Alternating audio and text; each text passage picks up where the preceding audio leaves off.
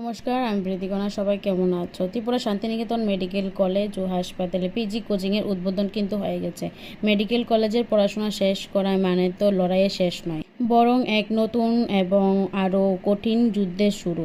একজন এমবিবিএস শিক্ষার্থীর কাছে পোস্ট গ্রাজুয়েশন পিজি শুধু একটি ডিগ্রি নয়, বরং নিজের স্বপ্নকে বিশেষায়িত করার এক পরম আকাঙ্ক্ষা। সেই স্বপ্নকে ছুঁতে পাশে থাকছে ত্রিপুরা শান্তিনিকেতন মেডিকেল কলেজ ও হাসপাতাল। আগামী 28শে মার্চ 2026 রাত 8টায় ত্রিপুরা শান্তিনিকেতন মেডিকেল কলেজ ও হাসপাতাল প্রাঙ্গণে শুরু হতে চলেছে Tripura Shantiniketan medical college PG কোচিংয়ের নতুন যাত্রা।